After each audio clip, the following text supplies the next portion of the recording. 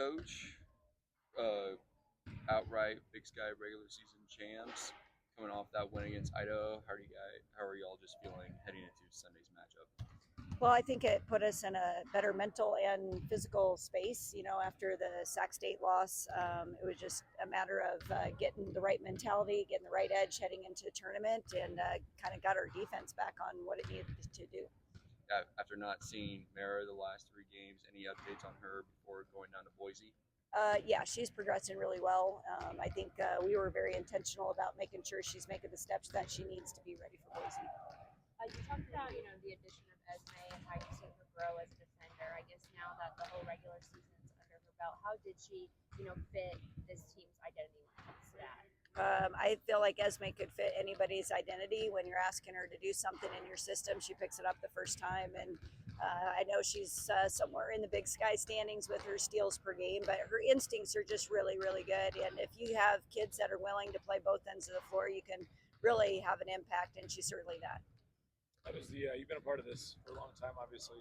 How does the mentality kind of change versus prior years versus this year with all the success that you guys have had?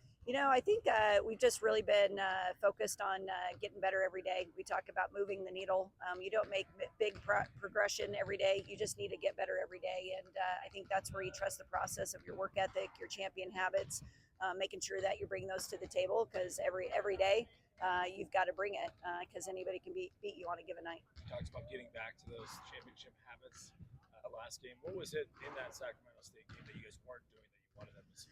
Well, there was a little bit of a rotation change, right? So you have two starters going out into that week of both Portland State, Sac State, and the rotations kind of threw a little bit of our defense off in the backcourt, and so we actually changed the lineup in the rotation so we could get our bigs on the bigs, and we could get kind of our guard play or our more forwards in the backcourt with our pressure because everything for us starts with the backcourt pressure, and we didn't have that both the Thursday and the Saturday very consistently.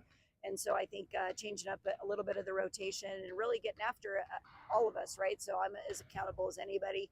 I thought we really learned a valuable lesson from that game and able to apply it. Yeah, was there any silver lining to losing that game? I think it's absolutely you can learn from your losses sometimes more than you can from your victories, and I think that loss really grabbed the kids' attention, grabbed my attention on being intentional on how we find certain people, getting them involved in the offense and the flow. Certainly wanted to get KJ more involved when she only took 4 shots against Sac State, but on the defensive end, we just became average. And for us, everything's about gaining extra possessions. We didn't do that, and that was really where we went into that mentality against Idaho. Yeah, and having that streak going, you think that would have maybe added more pressure going into this tournament if you were still. Yeah, I mean, it certainly can. I think our kids have done a pretty good job of just focusing on what's in front of them. But that's off the plate now. It's not something to worry about. But there's always going to be something, and I think your ability to block out the noise and the extra voices is what you need to be able to do, and that's certainly going to start on Sunday. Maybe this is part of the blocking out the extra noise, but is there any way of like a message to the team of how they're supposed to remember who they are, for what they've learned about themselves over the course? Yeah, I think the coaches describe it as Bobcat basketball. When we see them getting out and hounding and getting jump balls and hustle plays. We didn't get a lot of hustle plays on that Saturday contest. Went a lot the other direction. But when we talk about Bobcat basketball, that's what we're talking about as far as our edge, our intensity, our pressure in the backcourt, how we can be disruptive. Those things need to be start to finish. And I think, kind of a brand new season, being refreshed, seeing those kind of clips, I think that it got our attention very well. As far as Mara's absence, given that there's more at stake in these games, do you expect her to be playing in them? Because you had some wiggle room with it the last couple games of the season where she maybe didn't need to play. Now it's ramped up a little bit. Yeah, I think if it would have made sense with where she was at in her recovery, we would have played her. And we have had an extra week here to get her back and ready. And so I think all those things were always in the forefront of you don't want to put this kid in a game and set her back as far as for her and our team. And we wanted to put her out there in the right step in the right way. And she's making great progress. You talked about Bobcat basketball, but defense travels showed up last year in Boise. It shows up all the years in Boise. I guess just why did this team this year just really buy into that and in those national rankings with your defensive identity? Well, I think it starts with your seniors. When you have your upperclassmen bought into defense, it's the standard, it's the accountability. You have somebody like KJ Martin, who has been one of the best defenders in Bobcat history, to kind of lead that way. It's not acceptable not to play defense. And obviously, as a coaching staff, we make it a priority. We always start with the defense and the identity there. But I would go through every single one of our seniors who's bought into that end of the floor.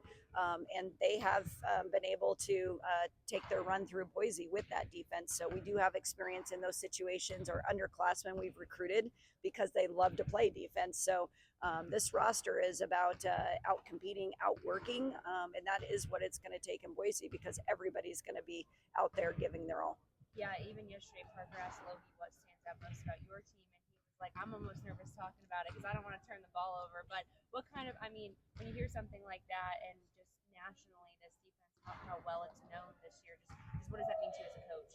Well, it's been really special to see it kind of come together. After last year's team that fought so hard, I'm like, that was maybe the toughest team I've ever coached, as far as a minimal loss roster and how they kept themselves in games and put every ounce of effort onto the court.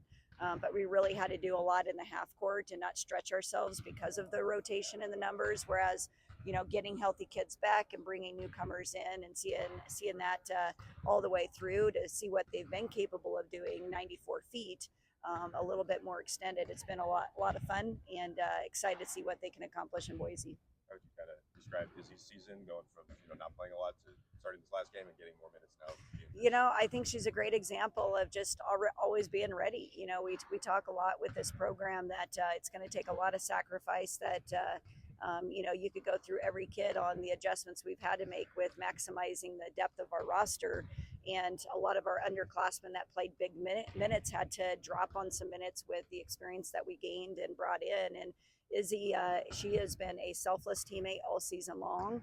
It's a matter of being ready, staying engaged, staying focused. I want to credit her. I want to credit Coach Devin and Sonny of making sure that they're keeping those kids engaged with their guard breakdown and their development, as well as Ryan with the post, because how we play, we need everybody. And this is a great example of Dylan not being available and needing to change our rotation. That Izzy got that starting nod, and she's a very reliable kid. She knows the system, and she did a great job. I imagine always a really special time of year for you and Sonny to get to go back to Boise, where you've had so much success in your lives. How much do you just look forward to just being back there, regardless of the basketball that you're playing? To be quite honest, I'm focusing on the team and not the location more than anything. I think my husband probably gets a lot more time with family over there than I do, and a family is great. I get to see them after the games, but they also are all very, very supportive, knowing I'm back to work after we take care of what we need to take care of. So for both Sonny and I think there's a little bit of wiggle room, but for the most part, it's a business trip for this team, and we just want to take care of business on Sunday.